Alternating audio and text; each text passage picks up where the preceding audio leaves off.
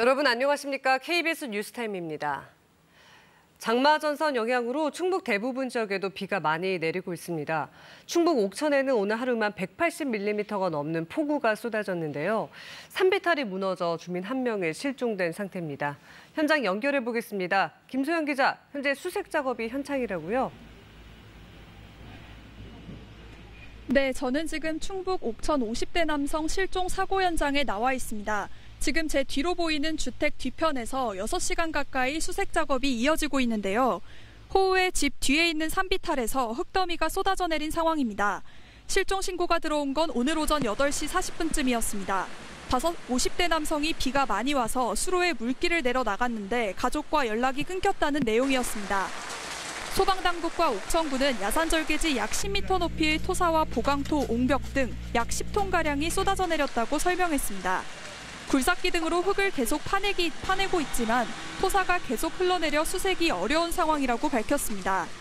충북 옥천에는 오늘 새벽 1시 40분쯤 시간당 40mm의 폭우가 쏟아지는 등 오늘 하루만 188mm의 비가 내렸습니다. 옥천 서화천 옥각교와 보청천 산계교 지점에는 홍수주의보가 발효됐습니다. 옥천군 청산면 군도 1호선 일대는 낙석으로 약 1시간 전부터 차량 운행이 통제되고 있습니다. 이 밖에 도로 침수와 차량 고립, 나무 쓰러짐, 배수 불량 등 오늘 하루 충북 소방본부에 수십 건의 피해 신고가 잇따랐습니다. 충북 11개 시군 가운데 충주, 제천, 진천, 음성, 단양에 호우주의보가 유지되고 있습니다. 충북에는 지난 주말부터 많은 비가 내려 산사태 위기경보 경계 단계가 발령되어 있습니다. 집안 곳곳이 약해져 있기 때문에 피해가 없도록 철저히 대비하셔야겠습니다. 지금까지 충북 옥천에서 KBS 뉴스 김소영입니다. 중부지방에 많은 장맛비가 쏟아지면서 정부도 중앙재난안전대책본부 1단계를 가동했습니다.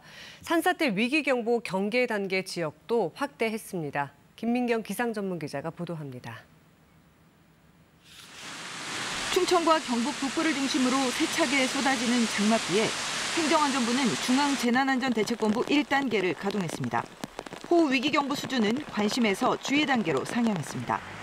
산사태 위기경보 경계 단계 지역은 기존의 세종과 충청, 경북 지역에서 서울 등 수도권과 강원, 전북, 대전으로 확대됐습니다.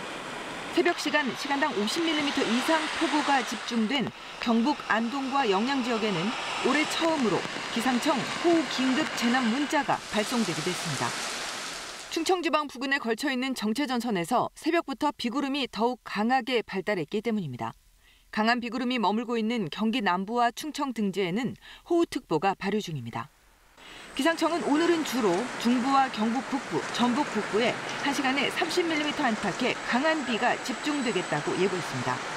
이 지역에는 오늘 30에서 100mm, 많은 곳은 120mm 이상의 장맛비가 더 내릴 전망입니다. 비는 내일 전국으로 확대돼 모레까지 전국 곳곳에 세찬 장맛비가 이어질 전망입니다. 정체전선 남쪽으로는 폭염이 계속되고 있습니다.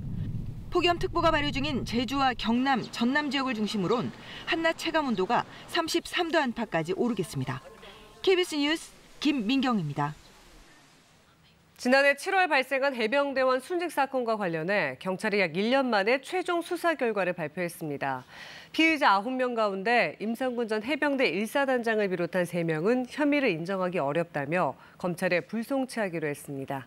보도에 윤희정 기자입니다. 임성근 전 해병대 1사단장 불송치. 지난해 7월 발생한 해병대원 순직 사건을 1년여간 수사한 경찰이 내놓은 수사 결과입니다. 경북경찰청은 해병대원 순직 사건과 관련해 임 전 사단장을 비롯한 군 관계자 9명을 입건해 수사했습니다. 그 결과 임 전 사단장과 하위 간부 2명 등 총 3명에 대해서는 혐의가 인정되지 않는다고 봤습니다. 당시 사고의 직접적 원인은 호 11대대장의 잘못된 지시와 임의적인 수색 지침 변경에 있고 임 전 사단장이 11대대장과 직접 소통하거나 지시하는 관계는 아니라는 이유에서입니다. 임 전 사단장이 수변으로 내려가서 바둑판식으로 수색하라고 한 것이나 가슴 장화를 언급한 것 등도 수색 지침 변경 지시에 영향을 줬다고 볼 수는 없다고 판단했습니다. 앞서 임 전 사단장의 책임을 주장하며 대립해온 전 부대장, 이용민 중령 측은 경찰 수사 등의 문제를 제기하며 김철문 경북경찰청장과 임 전 사단장을 공수처에 고발했습니다. 현재 해병대원 특검법이 국회 본회의를 통과하고 공수처 수사도 진행 중인 상황이어서 경찰의 최종 수사 결과에 논란은 계속될 전망입니다. KBS 뉴스 윤희정입니다. 이른바 김건희 여사 문자 논란으로 국민의힘 당권 주자 간 공방이 과열 양상을 보이자 당 지도부가 후보들에게 자제를 권고하고 나섰습니다. 더불어민주당 전당대회 후보 등록이 내일 시작되는 가운데 이재명 전 대표는 이르면 내일 연임 출마를 공식화할 것으로 보입니다. 김진우 기자가 보도합니다. 국민의힘 지도부가 당대표 경선 후보들에게 자제령을 내렸습니다.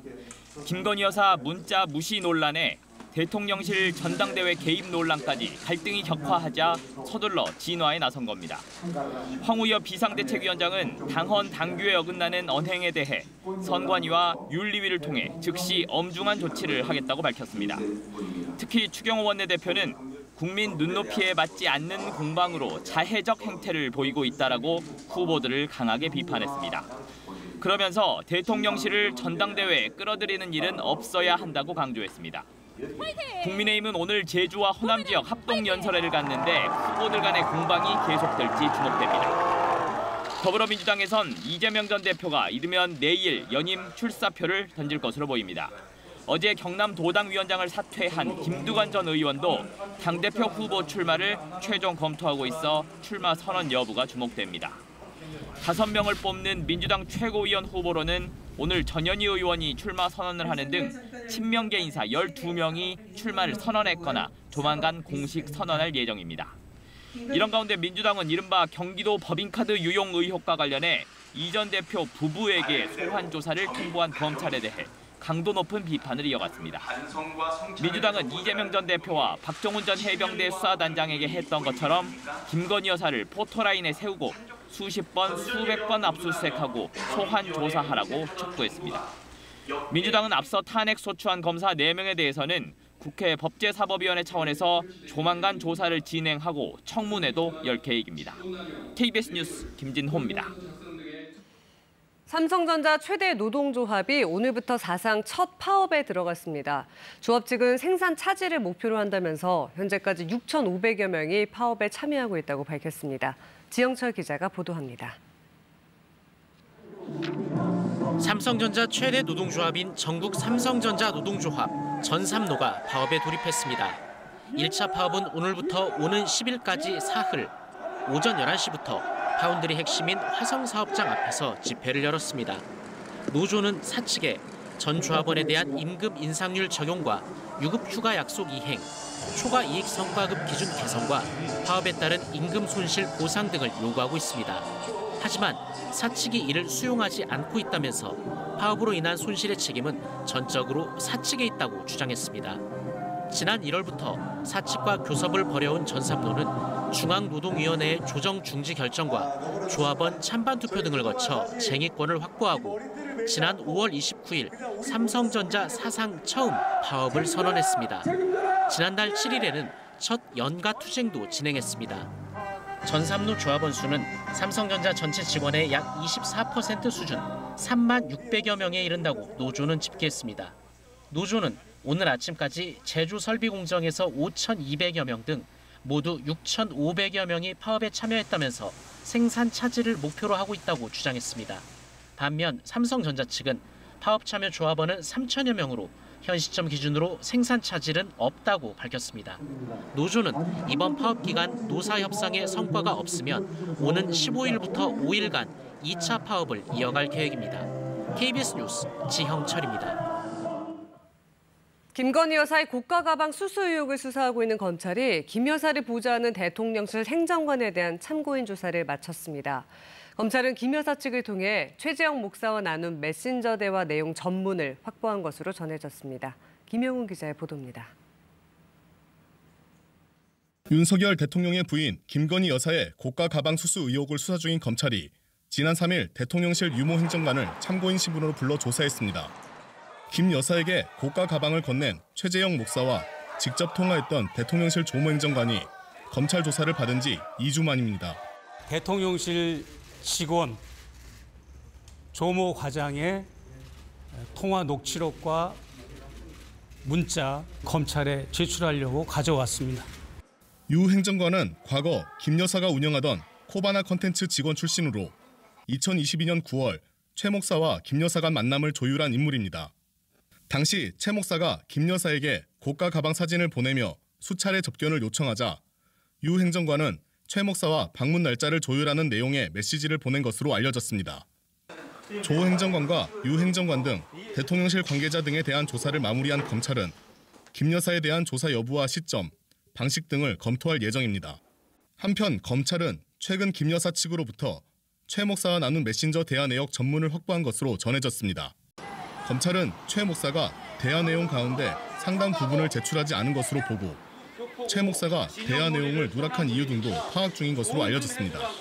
KBS 뉴스 김영훈입니다. 서울중앙지검 반부패 수사 일부는 오늘 윤석열 대통령의 명예를 훼손하는 허위 보도 대가로 1억 6,500만 원을 주고받은 혐의로 화천대유 자산관리 대주주 김만배 씨와 신한임 전 언론노조위원장을 구속 기소했습니다. 검찰은 또 신 씨와 공모해 허위 사실을 보도한 혐의로 뉴스타파 김용진 대표와 한상진 기자도 명예훼손 혐의로 함께 불구속 기소했습니다. 10여 명의 사상자를 낸 시청역 역주행 사고와 관련해 경찰의 급발진 의혹을 규명하기 위해 다수 기관의 자문을 함께 진행할 예정이라 밝혔습니다. 경찰청 관계자는 오늘 기자들과 만나 현재 국립과학수사연구원의 EDR 기록과 블랙박스 영상 등에 대한 감정을 의뢰한 상태라고 말했습니다. 이어 일반적으로 한두 달 정도 소요되지만 사고가 사고인 만큼 신속하게 분석을 진행 중인 것으로 보고받았으며 국가수 감정에 여러 기관이 함께 참여해 자문을 받을 예정이라고 덧붙였습니다. 지금은 주로 중부와 경북 지역에 비가 내리고 있습니다. 앞으로 경기 남부와 충청엔 30에서 최대 100, 경북 북부 지역엔 최대 120mm 이상의 많은 비가 더 내리겠고 이 지역에는 천둥 번개가 치면서 시간당 20에서 30mm의 강한 비가 오는 곳도 있겠습니다. 내일도 전국 대부분 지역에 장맛비가 이어지겠습니다. 내일 새벽부터 아침 사이엔 주로 충청과 남부지방에 시간당 20에서 30mm의 강한 비가 집중되겠습니다.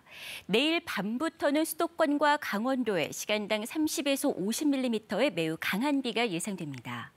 내일과 모레 대부분 지역에 30에서 80, 경기 남부와 강원 남부, 충청과 호남, 경북 지역엔 최대 120mm 이상의 많은 비가 예상돼 대비해야 합니다. 기상정보였습니다. KBS 뉴스타임 마칩니다. 고맙습니다.